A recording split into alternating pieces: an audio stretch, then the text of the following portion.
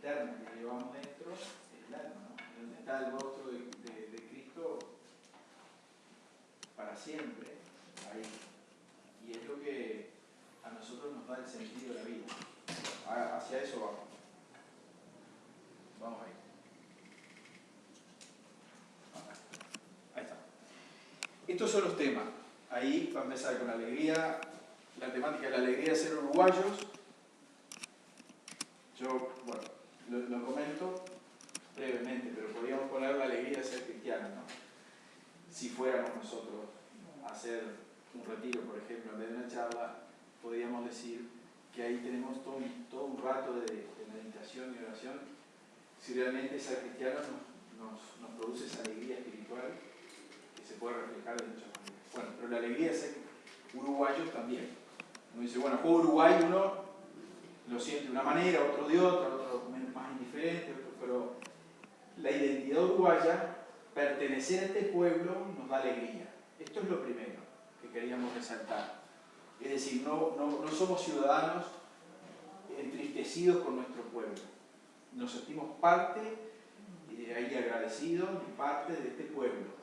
Y lo vamos a defender con todo, ¿no? Como en su momento lo hicieron hasta con la vida. Un país construido en base a acuerdos y diálogos, esto es evidente en la historia de nuestra patria. Cuidar el alma del país. Ahí en ese capítulo brevemente decimos qué queremos decir cuando decimos libertad, justicia y compasión. Y después ahí hay un corte, ahí, no sé si se ve, bueno, no se ve. Pero el 4 sería como la segunda parte del libro. Porque entonces, para concluir el mensaje nuestro, vamos a hablar del sentido de la vida, y el sentido de la vida en medio de las situaciones emergentes de hoy, ¿no? Porque el sentido de la vida no está, digamos, disociado de la realidad. Es decir, uno puede atravesar un momento muy feo de la historia o muy lindo de la historia. El sentido de la vida trasciende todo eso, ¿no? Pero sí que hay que decir cuáles son algunos problemas emergentes que vemos sobre el sentido de la vida. Y después proponer, buscar, como cristianos, como iglesia, una cultura del encuentro. Es decir, construir puentes. Y de ahí viene esta base de documento que hablaba hace un momento sobre cómo debemos cuidar el no fragmentarnos, el no dividirnos en un país pequeño, donde tenemos tantas cosas en común, cuidar mucho la no división y apelar a las cosas más básicas que todos necesitamos: trabajo, la educación, la familia, la convivencia ciudadana, todo eso acá. Bueno, la alegría de ser uruguayo. El primer capítulo es una síntesis muy breve, eran como 2 hojas, quedó en 2 párrafos, así que se imaginan. Pero tomar conciencia de que la identidad uruguaya se fue entretejiendo con la historia, con encuentros y desencuentros, con pactos y alianzas y con enemistades, revoluciones, guerras civiles, ¿no? Hablando de la banda oriental, ¿no? De Provincias Unidas, de los federados, de los unitarios. Bueno, hay una matriz que está en la base de toda la identidad uruguaya, que sabemos que es una mezcla entre una matriz indígena, sobre todo guaraní, nosotros, sobre todo guaraní, el Río Negro acá hacia el norte, las misiones jesuitas son una clara manifestación de esto. Lo que eran los colonos españoles, claramente, todos tenemos de alguna manera algún gen español, y si no italiano, pero sobre todo español, europeo, como decir.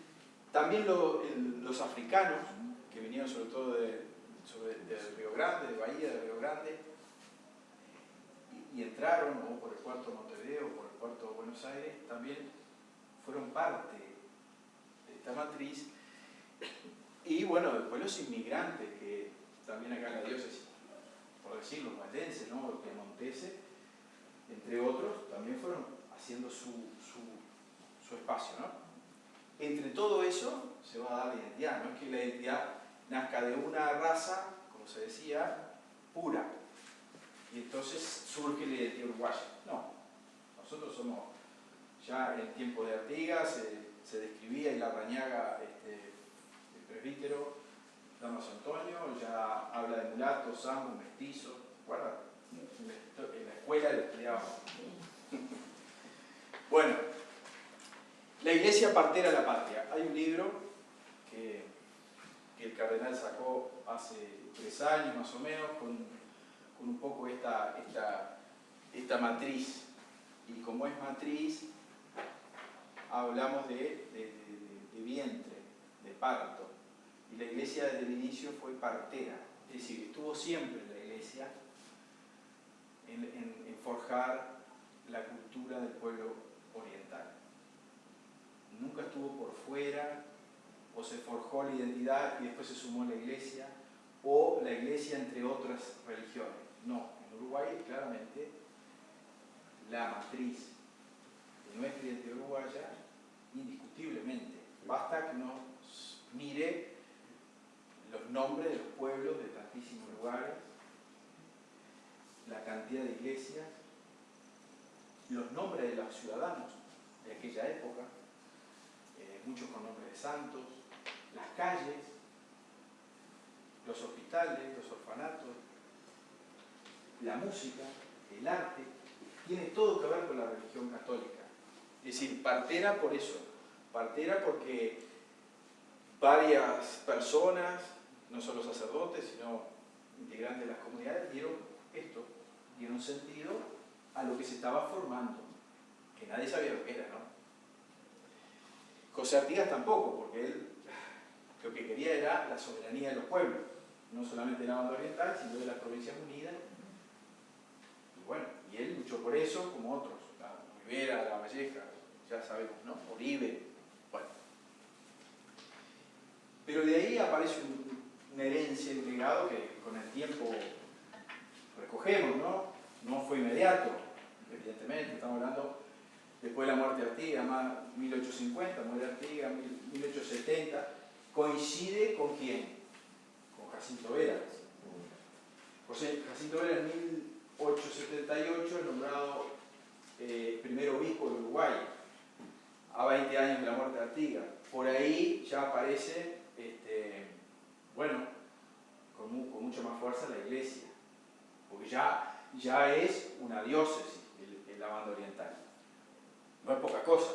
Entonces la iglesia, o sea, Roma ya ve que en este pedacito de territorio es suficiente como, o sea, hay gente suficiente como para formar una diócesis. Católicos, ¿no? O sea que ya hay una matriz católica, si no, no nombran una diócesis donde no hay gente. O van a nombrar un obispo donde no hay gente. No tiene sentido. Bueno, bien, esto es lo que habla el capítulo 1. De toda la herencia artiguista, lo que uno puede resumir, si tuviéramos que dar una charla rápida a algunos niños, incluso de catequesis, es la soberanía de los pueblos, la libertad o muerte, que después, ¿verdad?, los primeros caudillos toman. La justicia es permanente, la justicia social es permanente en los discursos, en las instrucciones del año 13, sobre todo, pero en los discursos de Artigas. Acá es bueno recordar que Artigas tenía un secretario que era Damaso Antonio Larrañaga, sacerdote, un gran escritor, una pluma fina, digamos. Seguramente Artigas le decía tal cosa y él, pero él tiene una impronta del evangelio. O sea, está claro que de alguna manera los escritos de Larrañaga suenan mucho a evangelio. Y la compasión con los más pobres, que esto es el evangelio, los privilegios que tiene Jesús para los preferidos, en cuanto, no porque los quiera más, sino porque están más destruidos, más abandonados, ¿no? Aparece por ahí. ¿Y eso por qué? Porque tiene una formación cristiana franciscana. Eso ya lo sabíamos, ¿verdad? Hizo el colegio franciscano, ahí en la Ciudad Vieja, lo que queda ahora en la Ciudad Vieja, ahí está la parroquia San Francisco de Asís, cerca del puerto. Él fue bautizado en la matriz, pero tiene una impronta muy fuerte con la comunidad franciscana de frailes, que de hecho después en la Redota, en el Éxodo, muchos de esos, algunos de esos y todos, lo van a seguir. ¿Por qué? Porque ¿quién atendía a los muertos del Éxodo? ¿Quién atendía a los nacimientos? ¿Quién atendía a los heridos? ¿Quién consolaba a las viudas? ¿Quién se hacía cargo de los huérfanos? Y ahí van los curas, frailes, ahí. ¿Por qué? Porque es un pueblo peregrino, pero se lleva su fe. Esto es importante, porque nosotros también, nosotros podemos tener muchos destierros, muchos movimientos, muchos despojos, mucho cambio en la vida, pero la fe nadie nos la quita. O sea, la fe va con nosotros, ya, ¿no? Pero precisamos personas que nos acompañen. Bueno, no vamos a leer todo, pero otros aportes. ¿Por qué otros aportes? Porque yo saqué de otros libros que tengo de escritos de Artigas y demás, como esto, ¿no? La reforma agraria de su momento, una circular que da derecho a los más infelices sean los más privilegiados, ¿verdad? Estos son el reglamento de tierras de 1815.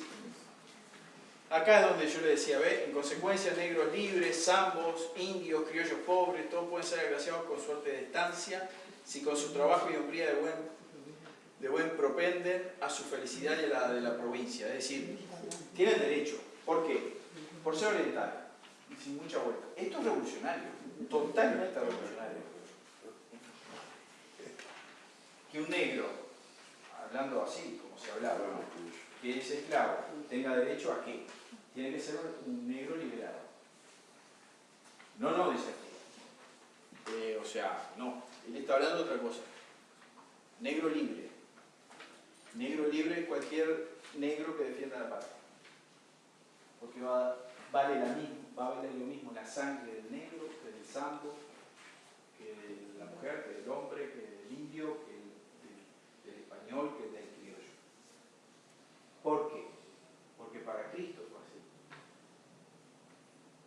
No vale más la sangre del pueblo judío que la de los primeros cristianos.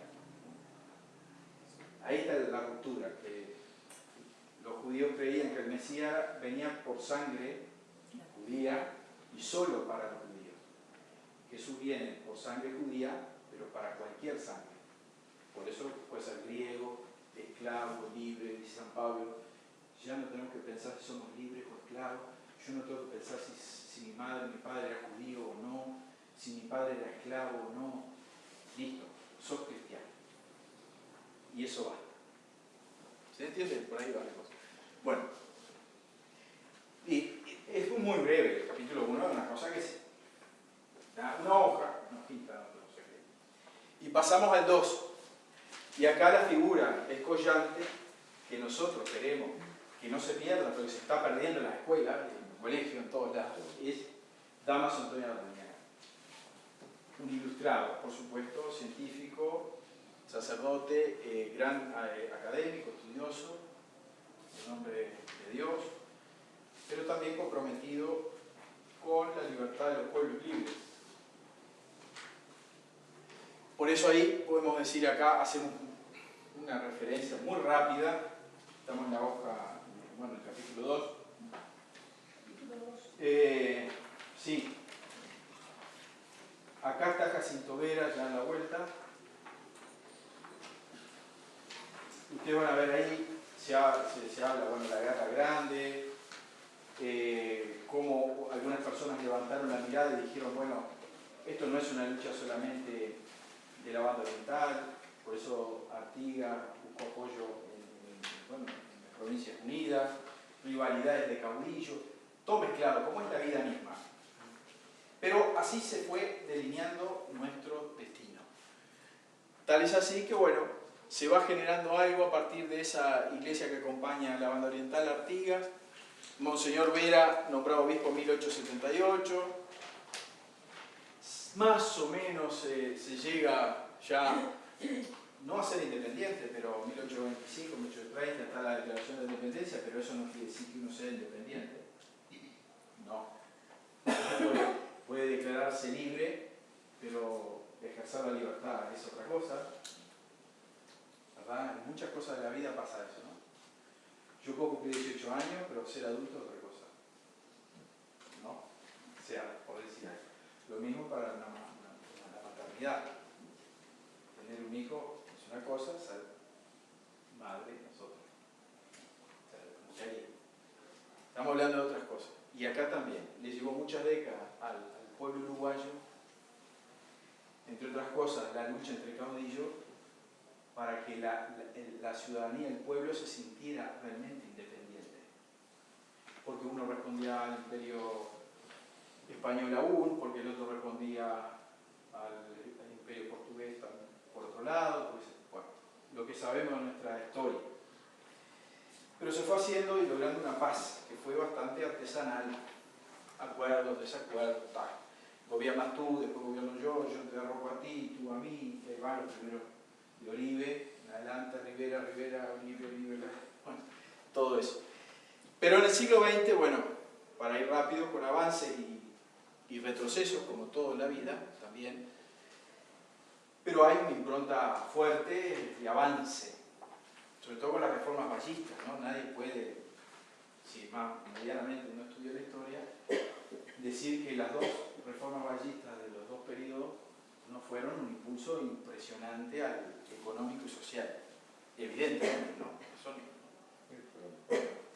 no, ¿verdad? Todavía tenemos las rutas, lo que eran la vía de los trenes, pero el sentir del Estado, y hoy hace poco yo escuchaba un programa, ¿no? De esto que hay mucho de política, y uno decía, todos nosotros somos vallistas. Bueno, ponele. ¿Qué quiere decir eso? De todos los partidos había, ¿no? Estamos hablando de política partidaria. Pero esto no es política partidaria. Esto es que se está haciendo alusión a lo que se generó con aquel hombre Valle. ¿Se entiende? No estamos haciendo política partidaria. Bueno, pero tiene que ver con esto. Entonces, los años 60 y 70 ya sabemos lo que vivimos como pueblo oriental, heridas profundas de ese encuentro, lo que fue la dictadura, cómo eso todavía con tantos años no hemos logrado, y bueno, así es la historia. Capaz que no somos nosotros los de hoy, los actores de hoy, pero son situaciones que hay que seguir trabajando para que se logre algo distinto. Pero se consolidó de alguna manera en el 85, como sabemos, una democracia que tenemos que también valorar y cuidar. ¿Va? Bueno. El punto 2, esa paz artesanal, bueno, ¿qué es lo que nosotros invitamos como obispos? A recoger lo mejor de nuestra historia. Para recoger lo mejor de nuestra historia hay que conocerla, obviamente. Mire, hace un tiempo, yo estaba en el seminario y habían seminaristas, ¿no? Chicos de 18, 20 años. Y había un spot que aparecían distintos personajes históricos, ¿no? De mucho tiempo atrás, y aparecía como flash, así. Y uno dice, ¿y esos quiénes son? ¿Cómo quiénes son? ¿No sabés quiénes son? No. Pero ninguno. Está bien. O sea que la historia para ese chico arrancó de hace unos poquitos años para ahí. Pero esos fueron los forjadores de la patria, ¿no? Que era como un video de los personajes que cuando abrimos un libro de historia tenemos. O sea que no hay que dar por supuesto que la ciudadanía de hoy tiene raíces, o tenemos claro la historia. Entonces sabemos que si decimos recoger lo mejor de nuestra historia, estamos hablando a las personas que conocen la historia. Y esto fue un punto que hablamos los obispos, porque yo pregunté, ¿y los jóvenes? Pues la gran mayoría quizás no le interesa la historia, es aburrida, es larga, es tediosa, y capaz que no tiene nada que ver con, ¿no? Pero bueno, así quedó. Levantar la mirada, porque la mirada es al cielo, es mucho más que lo que pasa en la historia. Nosotros vivimos con la mirada en la eternidad y no en lo efímero, en lo que está por venir, que para nosotros son los bienes del cielo. Los otros ya los podemos tener de alguna manera, paz, cierta alegría espiritual, consuelo, perdón, pero acá la mirada es a otra cosa. Y para eso cuidar el alma del país, el alma en sentido cristiano. Lo mismo vale para la vida personal. Uno puede decir, yo recojo lo mejor de mi historia, de lo que yo he vivido hasta hoy. Eso me debería ayudar a levantar la mirada al cielo y cuidar el alma, que es donde llevo el trazo de la historia. Donde voy tejiendo mi historia es en el alma. Y eso es la identidad. ¿Quién soy yo? Tengo que mirar para adentro, recordar lo que he vivido, agradecerlo, levantar la mirada hacia Dios y decir gracias Señor y cuidar mi alma. Así, ahí es mi tesoro, ese es mi tesoro más grande. En un país también, el tesoro es el alma que lleva. Hay gente que te puede decir yo no tengo alma, eso no, o yo qué sé, no me interesa el alma, eso son todos versos. Bueno, cuidar el alma. ¿Qué quiere decir? Bueno, acá brevemente, el alma del país son los valores intangibles de una sociedad que hay que recordar siempre. Por eso es tan importante, me parece a mí, que en una familia las charlas con los adultos, con los padres, con los abuelos, como se hacía antes. ¿Para qué? ¿Qué era lo más lindo? Que te contaran los abuelos las cosas, o tus padres. Cómo empezaron a trabajar, cómo llegaron a este lugar, qué les pasó, cuánto esfuerzo tuvieron, qué hicieron para ir a estudiar a la escuela. ¿Por qué? Porque era el relato que permitía recordar. Esto es evangélico, recuerda Israel, no te olvides, recuerda. ¿Qué hace la iglesia todos los domingos? Escucha la palabra y recuerda. Recuerda. Sin recuerdo, perdemos la historia. Por eso, recordar y valorar. Mira, papá, mamá, pasó esto, los abuelos esto, vos valorá lo que tenés. Capaz que nosotros pasamos mucho más sacrificio que los que vienen, pero antes de nosotros más sacrificio y más para atrás más, y otros dieron la vida por esta patria. Y nosotros estamos bárbaros, y nos peleamos por cualquier cosita. Pero esa gente dio la vida, y dejó casa, dejó esto, dejó otro. Listo. Entonces cuidemos eso de la patria. Todo esto, claro, necesariamente hay que hablar, porque esto fue una discusión también. Bueno, seguimos para adelante, bueno, no. Tenemos que poner esta palabrita dignidad, porque es la base de la sociedad. Que toda persona es digna. ¿De dónde sale el Evangelio? A los ojos de Dios. Cualquier persona tiene el alma creada de imagen y semejanza. Por eso la defendemos desde la concepción hasta la muerte natural, ¿no? ¿Pero por qué? Porque es divina la persona. Es un alma en la tierra. Entonces, eso se llama dignidad. El Papa Francisco sacó su documento ahora, que es una joyita sobre dignidad humana. ¿Está? La dignidad humana, entonces, teniendo en cuenta esa dignidad humana de cada persona, podemos hablar de la dignidad humana de un pueblo. Cuando se extermina un pueblo, como está pasando ahora en Ruanda, en Myanmar, por ejemplo, y en otros lugares del mundo, no se cuida la dignidad del pueblo ni de cada persona, obviamente. Bueno, y ahí sí, ahí hablamos de qué es justicia, qué es libertad y qué es compasión para nosotros. La libertad, brevemente, pero es la responsabilidad y la justicia, las dos cosas que se unen. Por eso es libertad, justicia, van unidas. Somos libres cuando podemos ejercer la justicia, porque si no, cada uno hace lo que quiere. La justicia te permite que el otro también pueda ejercer su libertad. Yo digo A, él dice B. ella dice C. Si yo soy justo, A vale lo mismo que B y que C, en cuanto a dignidad. ¿Se entiende? Ahora, si A es mejor que B, y B es mejor que A y C y todo eso, y quién es la idea mejor, eso es otra discusión. Pero si hablamos de dignidad, vale lo mismo lo que él piensa, lo que ella piensa, lo que yo pienso. ¿Está? Si yo elimino eso y yo digo, no, lo que digo yo es mejor que lo que dices tú, y si no vamos a la guerra, y si no te elimino, bueno, entonces la libertad es libertinaje, es despotismo, y bueno, también es cualquier cosa, ¿no? Bueno, si yo digo solo justicia, bueno, la justicia también, uno puede decir, bueno, todo es lo mismo. Digas A, Z, no, tampoco un país se puede generar de esa manera. Se necesita la libertad, la justicia, pero tiene que haber algo que conforme la identidad del país, que son las decisiones comunes. Y esta es de las cosas más difíciles. Ahora en pandemia nosotros tuvimos una experiencia interesantísima de esto, ¿no? Fuimos libres como sociedad para tomar las decisiones de pandemia. Hubieron países que dijeron, usted no sale y no sale. ¿Se entiende?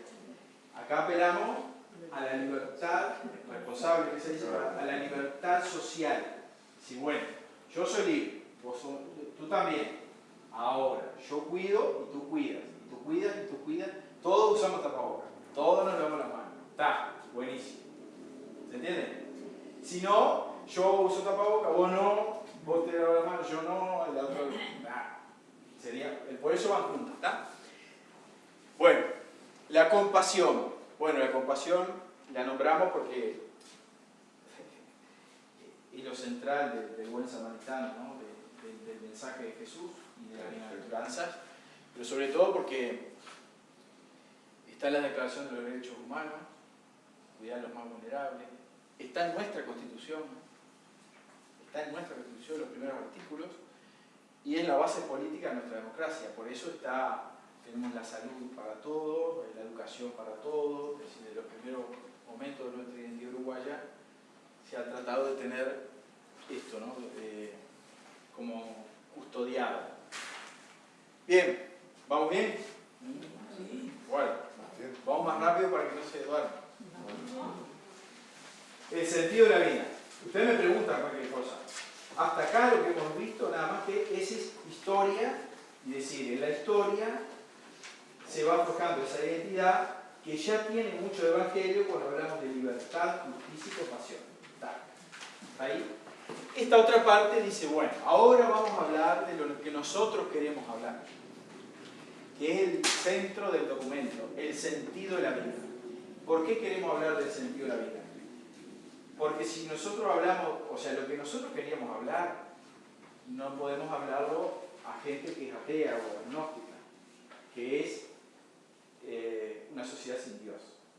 En realidad lo que está pasando para nosotros es, se dejó de Dios de lado y no hay vida espiritual concreta, y no lo veo. Pero lo podemos traducir con un sentido filosófico, el sentido de la vida. Y ahí todo el mundo entra en esto. Toda persona entiende qué le queremos decir cuando le decimos el sentido de la vida. Encontrar el sentido de la vida. O tu felicidad, o tu mejor versión, como dicen los jóvenes, ¿no? Bueno. Para hablar de esto, empezamos diciendo, claro, el sentido de la vida tiene que ver con una pregunta anterior que es la verdad. O sea, nunca vamos a encontrar el sentido de la vida si no buscamos la verdad. La verdad de mi vida, la verdad de nuestra vida como pueblo uruguayo. ¿Para qué estamos? ¿Para qué estoy en el mundo? Como dice cada persona. ¿Para qué vine? ¿Para quiénes vine? Y también a nivel de sociedad todos preguntamos lo mismo. ¿Por qué esta gente luchó? ¿Para qué? Para que las futuras generaciones fueran libres y soberanas. ¿Y eso tiene sentido? ¿Para aquella gente? Sí. Y hoy, es el sentido del pueblo oriental? Bueno, ¿por qué importa? Porque acá aparece una obsesión por la felicidad, obviamente, que está en todas las culturas, no solo en la nuestra. El bienestar físico, emocional, sentirse bien, poder alcanzar lo que uno tiene, perfecto, muy bien. Satisfacción inmediata, si uno puede tener todo y ahora, mejor. Y si uno puede tener todo ahora y sin esfuerzo, mejor. Y si uno puede tener todo ahora sin esfuerzo y con gran gratitud, con gran gratificación, mejor. Bueno, claro. Pero entonces, eso es lo que vemos.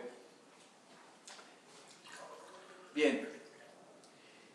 El sentido de la vida tiene que ver con la verdad por esto, porque sí, la verdad de lo que hoy queremos proponerle a los jóvenes, primero es también hablar con ellos, dialogar con ellos, qué es lo que buscan.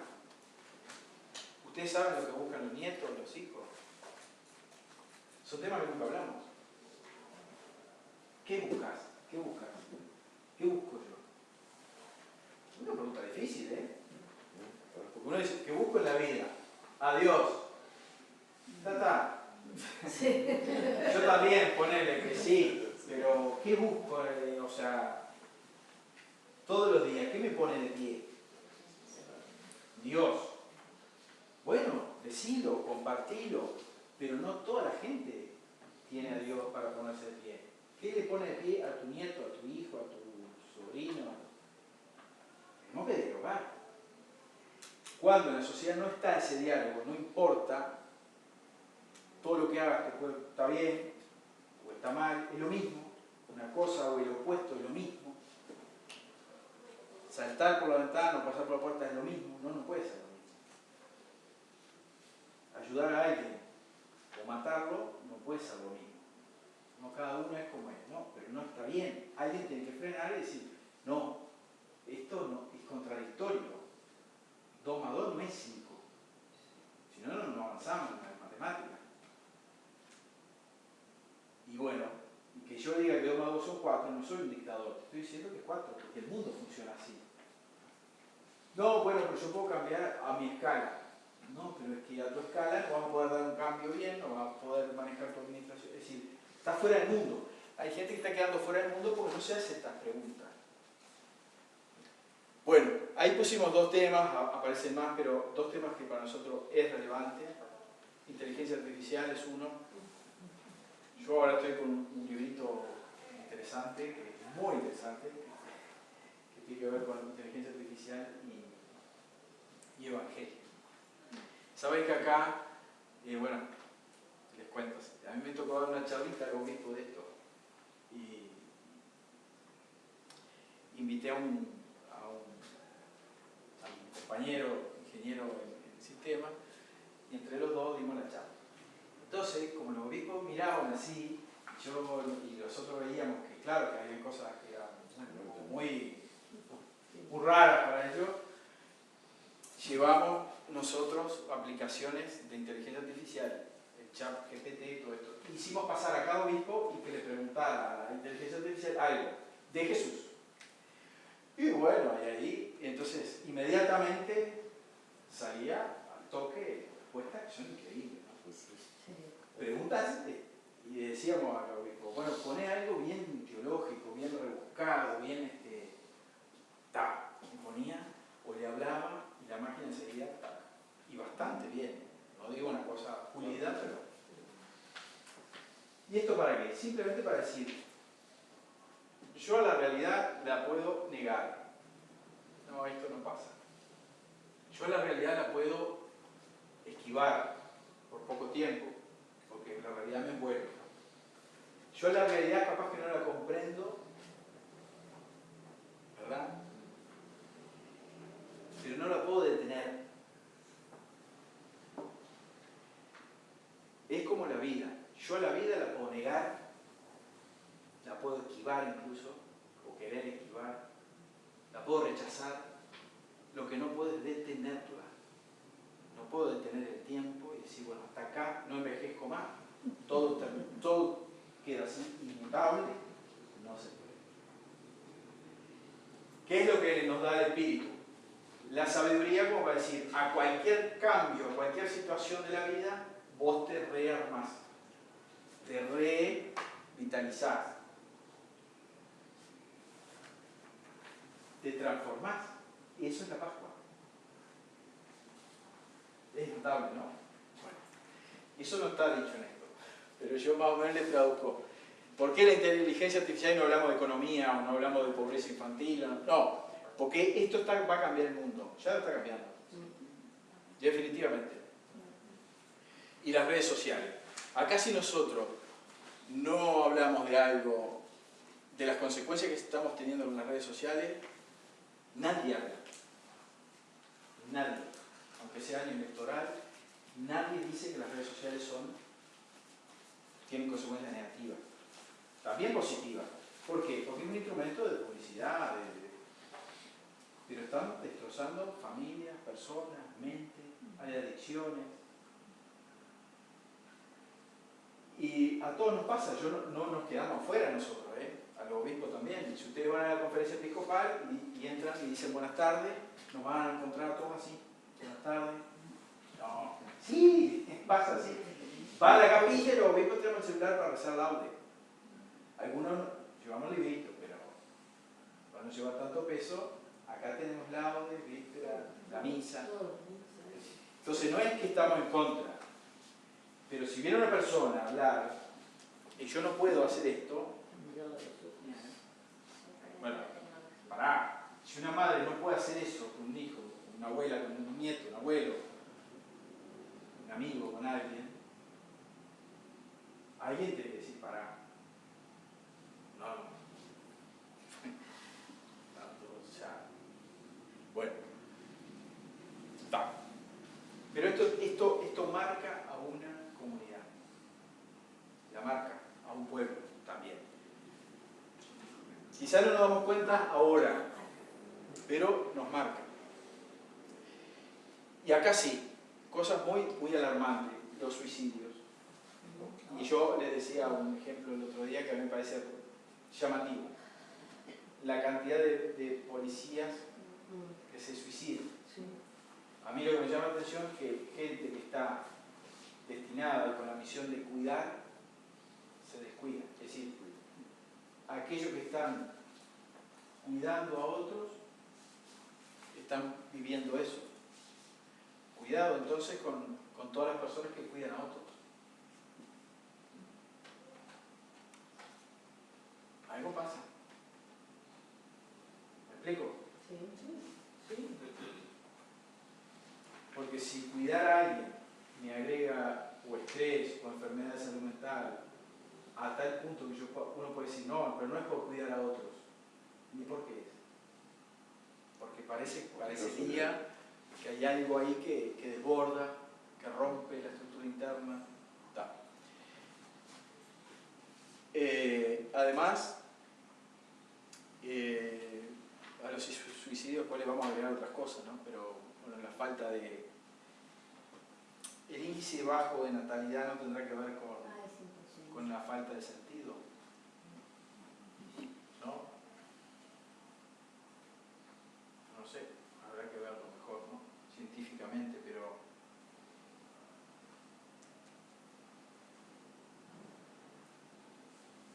Generar una vida nueva es porque tú tenés sentido en la vida y además lo querés prolongar. Si yo quiero prolongar algo, es porque tiene sentido. Yo no voy a hacer algo que no tenga sentido. Gastar tiempo, esfuerzo, poner mi cuerpo, generar desafíos, ilusiones, proyectos, por algo que no tiene sentido. Pues el sentido de la vida se genera también con otro. Una sociedad que lucha por el futuro es porque tiene un sentido. Si no... Bueno, la pregunta es personal y también social, porque incluye la política, no la política partidaria, pero incluye la política en cuanto a acción conjunta. Ejercemos la política todos, cuando decidimos. Por eso creemos nosotros que acá pasa algo que hace décadas que venimos embajada, y es lo espiritual. Es una sociedad laicista, como decimos, entonces lo espiritual quedó propiedad privada de uno, o en tu casa rezar, o en tu templo que quieras rezar, pero socialmente, ¿de cuántos valores se habla? Pocos, socialmente, ¿no? Y después la parte espiritual no está, parecería que no está. O si está, está de otras maneras. Pero no sé, no la vemos los obispos como algo tan claro. No sé si ustedes comparten esto, pero bueno. Y después, bueno, pensamos que el sentido de la vida tiene mucho que ver con la familia y los centros educativos. La familia como base de una persona social, una familia crea sociedad chiquita, podemos decir crea la iglesia doméstica, ese lugar es importante, y también los centros cada vez más educativos. Un nenito lo llevas a las 8 de la mañana y lo levantás a las 5 de la tarde. De lunes a viernes, incluso en vacaciones, y cada vez más CAIF y centros juveniles, ¿verdad? Es decir, que antes era una ayuda para la familia, ahora es más que una ayuda. A veces es el complemento de la familia. Es más, muchos de esos centros educativos forman lo que la familia a veces tiene como carencia. Bueno, de manera que el sentido de la vida está por ahí, para nosotros. De alguna manera estamos diciendo que, bueno, hay que prestar atención en esos ámbitos. Miren que se está cerrando cada vez más colegios. Sí. Van a seguir. Porque es el único país de América que no subsidia colegios, no solo católicos, colegios generales. Entonces, claro, hay cosas que no podés. ¿Por qué digo los colegios? Por decir, por si mañana también se pueden cerrar escuelas. Y también uno piensa en las escuelas rurales, ¿no? Que a mí me encantan, porque a veces tienen 2 niños, 3 niños. Se han cerrado y son espacios increíbles, impresionantes, que para las personas que viven en el entorno es lo mejor, pero no es fácil de sostener. Bueno, ¿vamos bien? Muy rápido. Bueno. El sentido de la vida. Entonces, a ver, ¿por qué esto? Porque puede parecer pesimista. Uno viene leyendo y dice yo, qué bajón, algunos problemas. Problemas como desafíos. No es un bajón. Problemas como desafíos. Esto no es para hablar negativamente de la realidad. No es esto. Pero si estamos hablando del sentido de la vida, nosotros queremos marcar lo que vemos como que puede estar afectando el alto índice de suicidio, las adicciones. Porque, bueno, en ese sentido queremos enumerar algunos puntos que nos parecerían a nosotros que van influyendo cada vez más en ese núcleo central del alma, del pueblo uruguayo. Y ahí está puesto. Son temas que los vemos en la tele todos los días, que muchos pueden hablar desde la política partidaria, pero también los científicos, los médicos, los maestros, los sociólogos, los psicólogos. Todo el mundo está hablando de estos temas. Los obispos también. Seguridad pública, obviamente. Homicidio, narcotráfico. Esto está, no es que va a venir. Capaz que viene peor. Pero está. Acá no hay soluciones de ningún tipo fáciles, ni estamos pidiendo cuenta a nadie, ¿no? Simplemente estamos diciendo, el diagnóstico es el mismo que hace todo el mundo. Estos son datos. Hay homicidios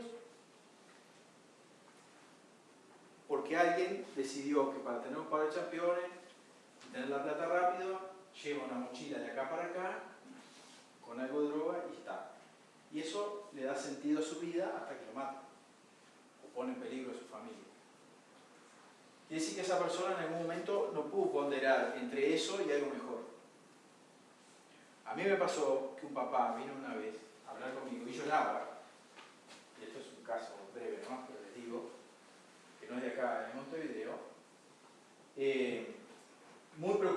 su hijo adolescente, que él sabía que estaba en malos pasos.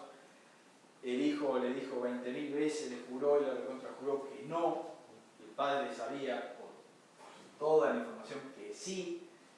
Y el padre insistía hasta que le dijera que sí. Nunca pudo, el chico nunca le pudo decir que era verdad. ¿Qué pasó? Bueno, el papá un día le dijo, bueno, mira, yo no te voy a hablar más porque ya está.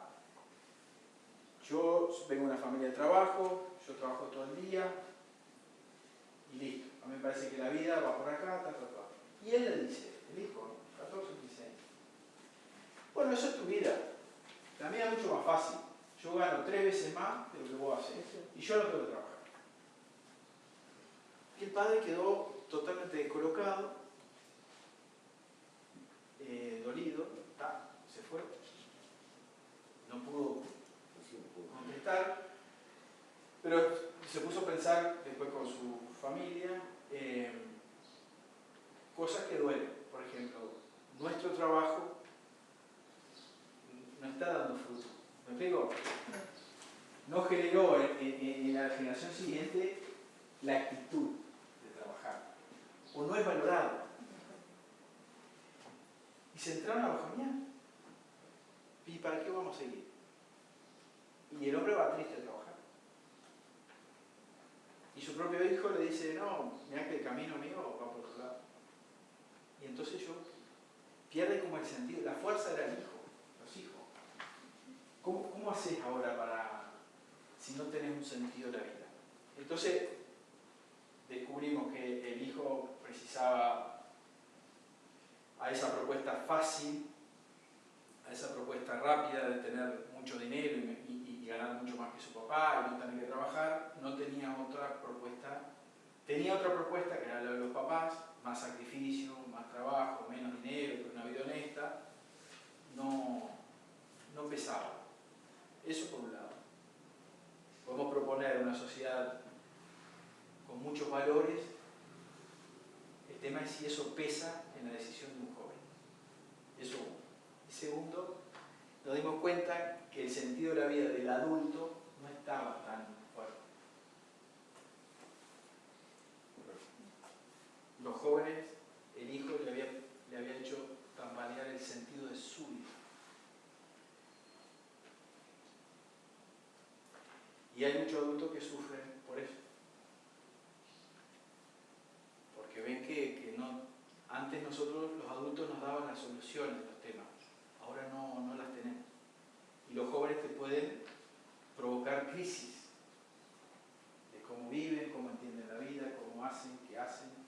Y nosotros cuestionarnos incluso nuestra propia manera de vivir. Y eso baja hasta que no se entrega y ya está. No puedo con esto, no puedo con esto. Y ahí viene la salud mental también. Ahí vienen los problemas de salud. Bueno, todo eso está.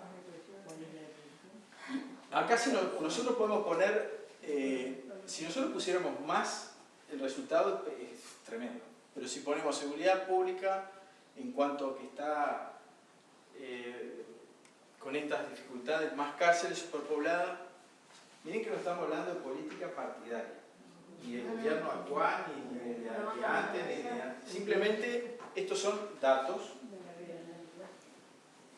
que se están intentando cambiar, evidentemente, pero que no es de un grupo de personas, es de todo el pueblo uruguayo. Y la Iglesia quiere aportar. No queremos quedarnos arrinconados, tirar la piedra y decir, miren todo lo malo y está, ahora me voy, vamos a rezar. No, nosotros queremos hacernos cargo, juntamente con otros, de esto. Condiciones, de hecho, los que van a la cárcel acá, algunos de ustedes, a visitarlos, capaz, privados de libertad, es la Iglesia que va allí a dar una mano. Condiciones de violencia, bueno, no hay que decir mucho más, ¿no? Es tremendo. A mí me tocaba ir al Concar, una vez por mes.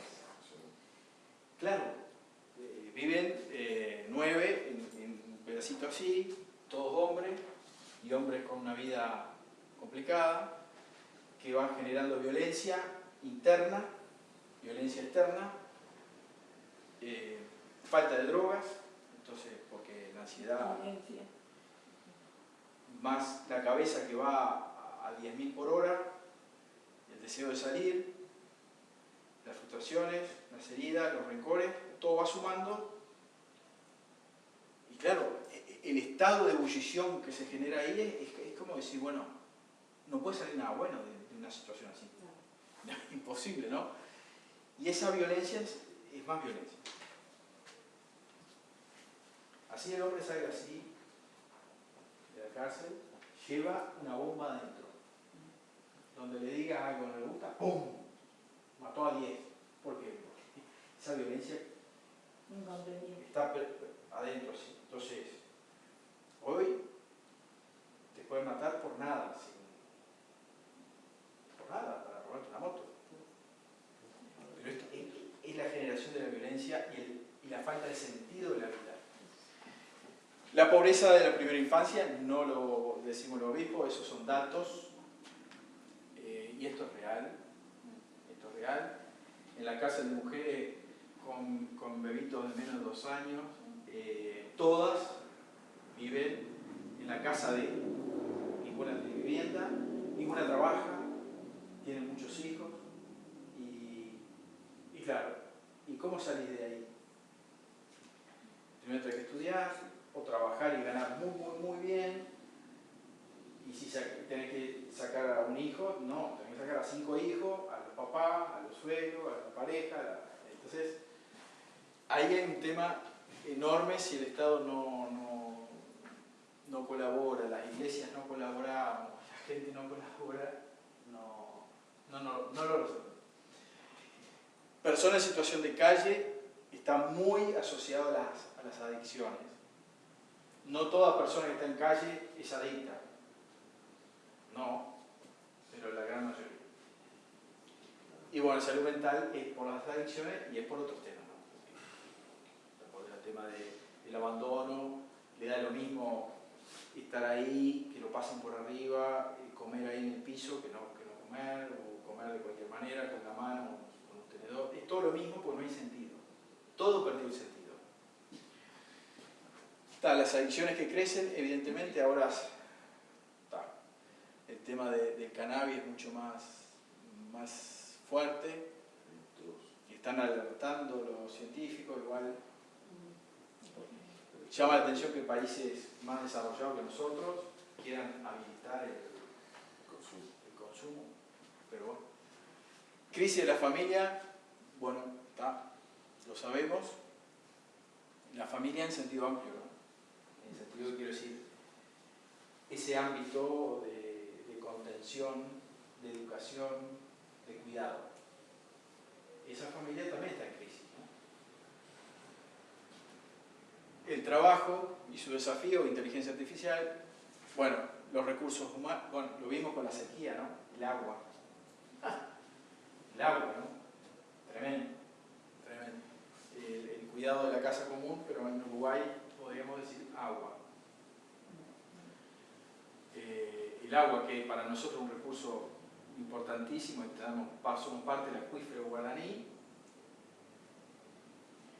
pero que al mismo tiempo pasamos esta sequía que podríamos haber pasado peor si no hubiéramos tenido algún beneficio de Dios y algunas decisiones acertadas.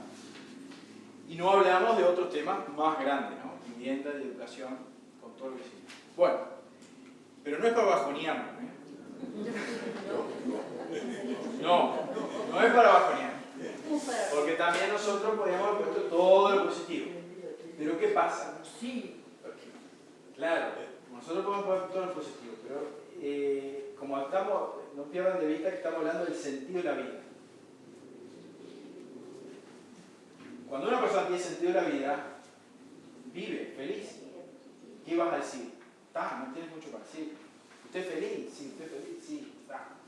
Se nota, uno ayuda, está contento, anima, da esperanza, ya está, no hay mucha vuelta. Ahora, cuando uno ve que en su entorno está complicado, hay bajón, preocupación, no hay ganas de trabajar, no hay ganas de estudiar, no hay ganas... Uno lo tiene que decir, porque si no lo dice, es cómplice. Y si no hacemos algo, como iglesia, ¿para qué estamos?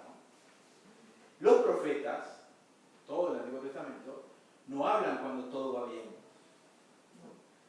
Pero no son profetas de calamidades, pero alertan. Mira, por acá no es, por acá tampoco. Entonces, que tomen esto quien quiera, pero nosotros los obispos creemos que si no ocultamos el sentido de la vida, de lo espiritual, todo esto va a ser difícil. Entonces la espiritualidad permite tener a la persona como prioridad. Permite vivir una comunión política, en el sentido, vamos a decidir entre todos un poco.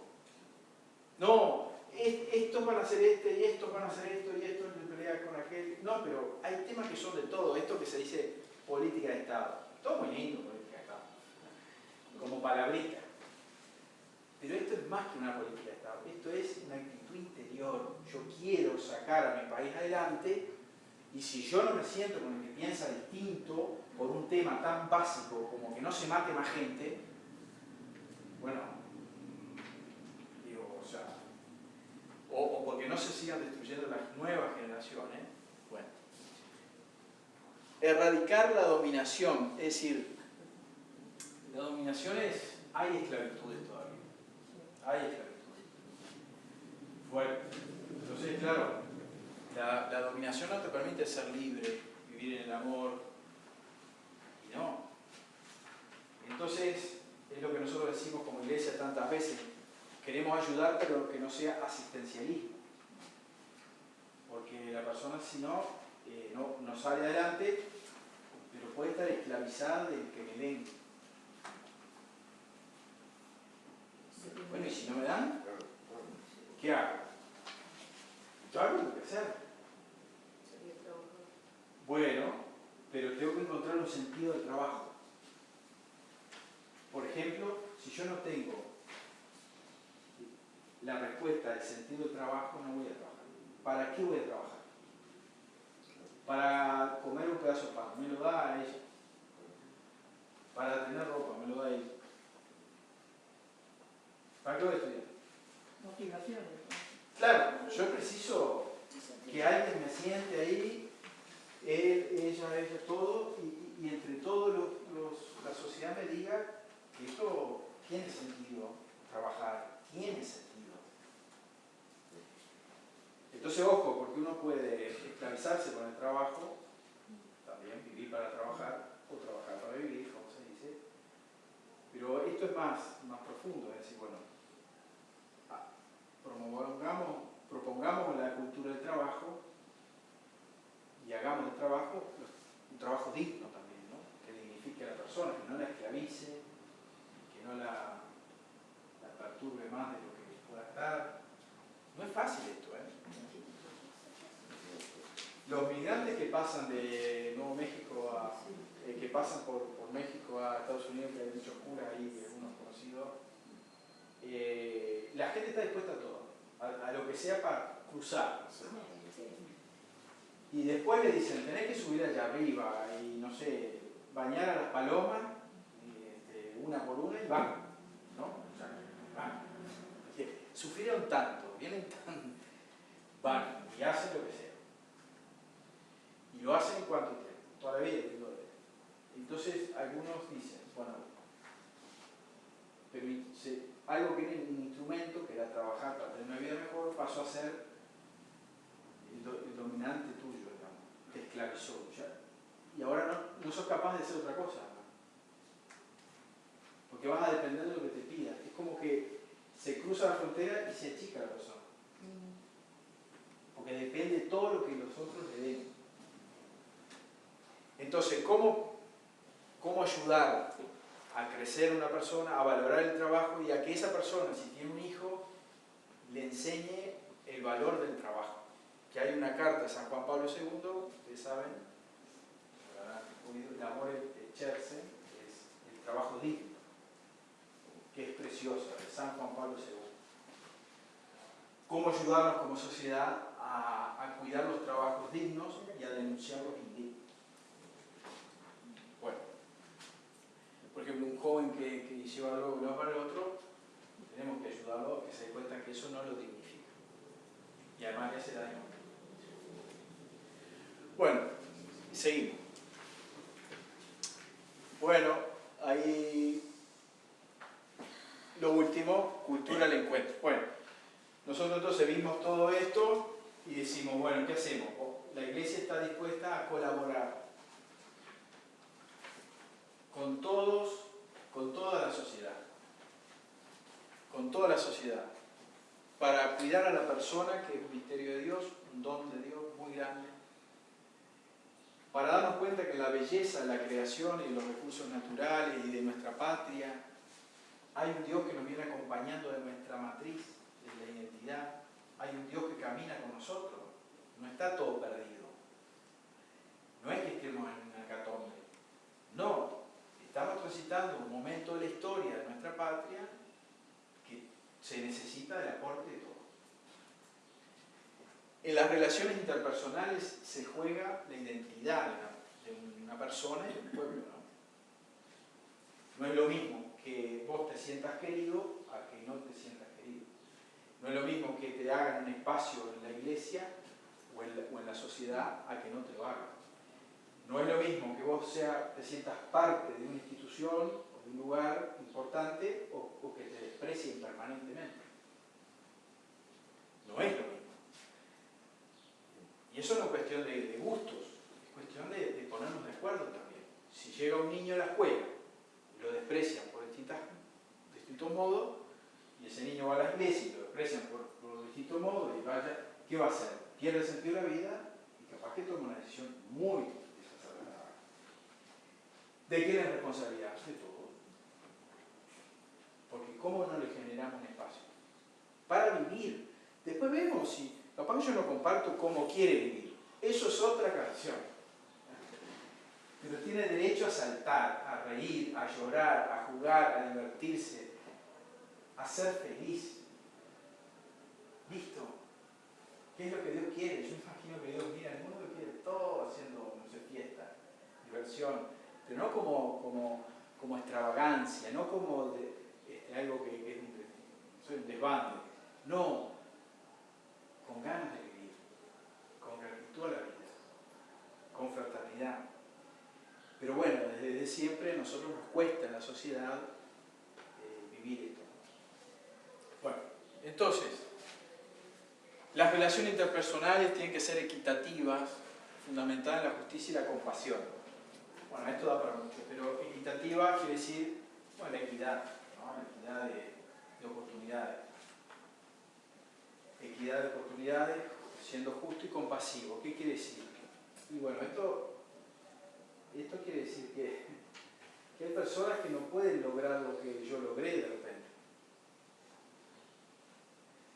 Eso quiere decir que hay personas que quizás no pueden hacer las cuentas o llegar a tener algo que yo logré.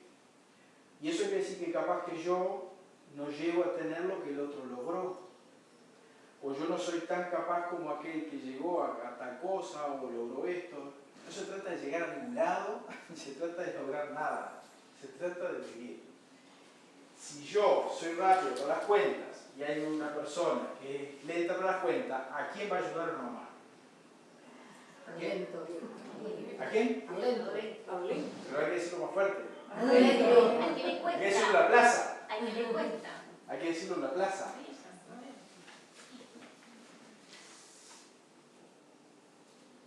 ¿No será al revés? ¿A quién promovemos? Yo les digo, yo soy director de una facultad. Me piden una beca. Hay que tiene dinero.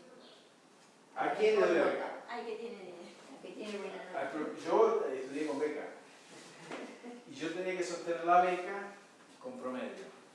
O sea, no podía bajar de 8 porque me sacaban la beca. Es así. Es así. Viene un tipo que porque nació en una familia de laburante, la pelea, la lucha, es inteligente, por los distintos motivos le va mal, capaz que le va mal porque durmió mal, porque tiene un problema con su pareja o lo que sea y le fue mal escrito, perdió la beca. ¿Es justo? Más atrás va a quedar, ¿o no? Bueno. Jesús en el Evangelio siempre gritó por la equidad. Siempre. Pero por la dignidad de la persona.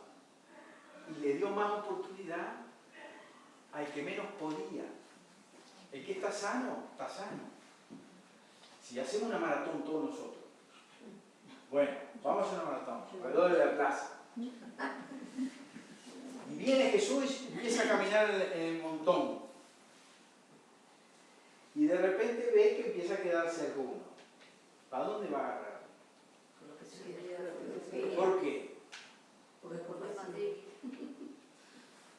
¿Qué hay una madre? lo mismo, la compasión. ¿Y para qué? Por amor. Por amor. ¿Por qué más? Pero además porque sabe que no puede. Y aquel puede. Si puede, que siga. Perfecto. Pero a los cristianos dice, che, vos que podés parar, aguantar. Che, vamos a pegar. Vení. Claro, más lento.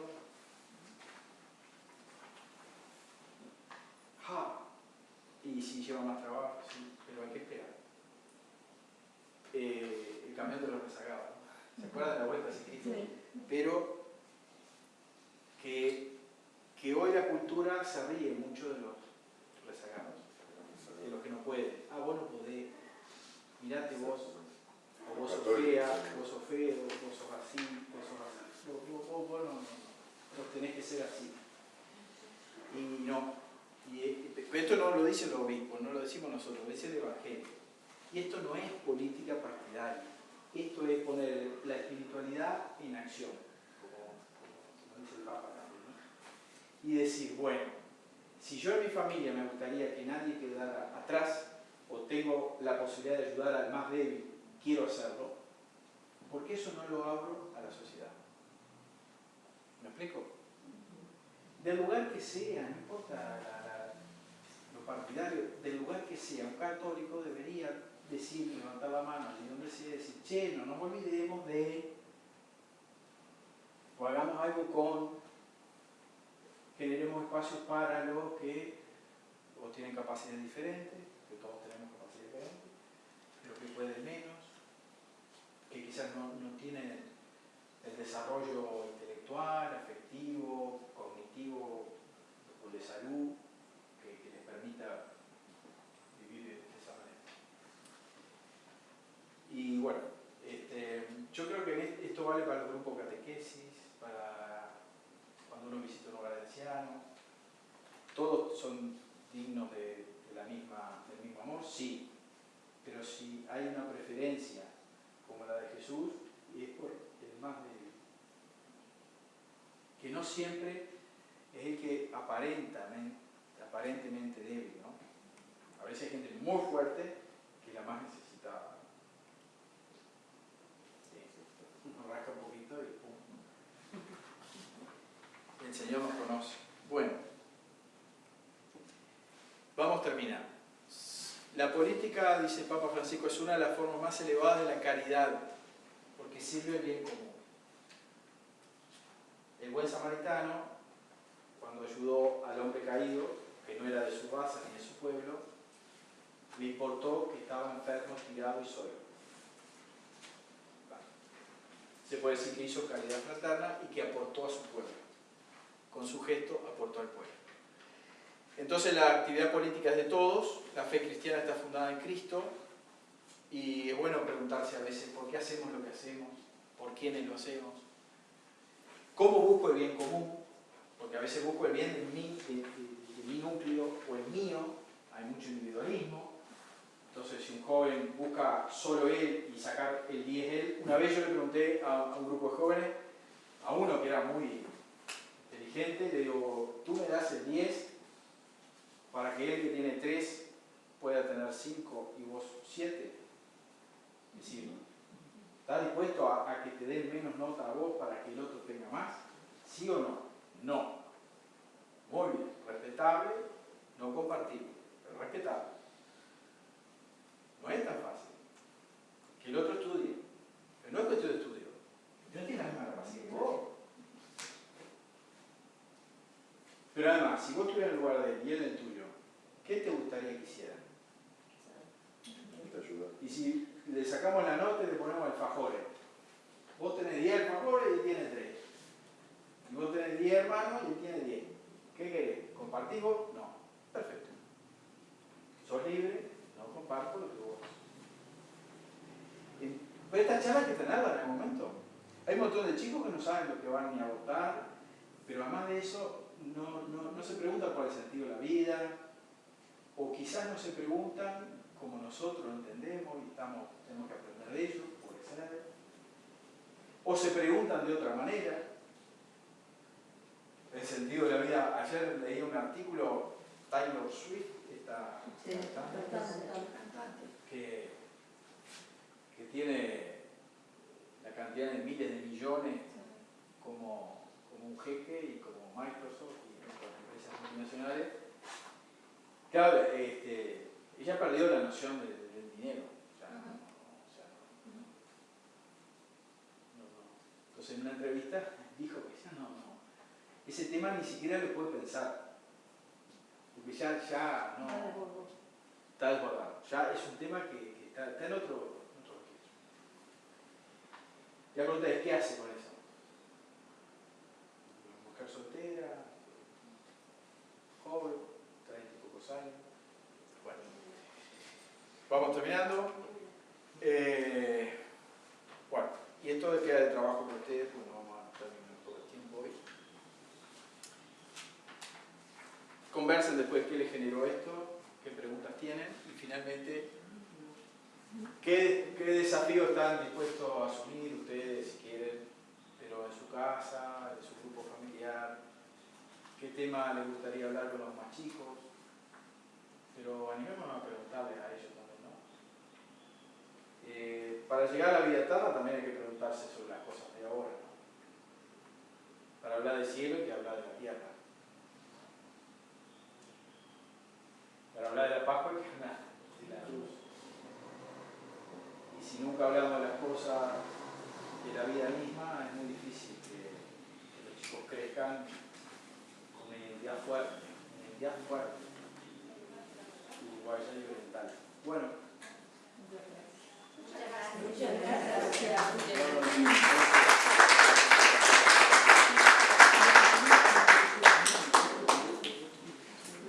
Bueno, gracias por el aguante.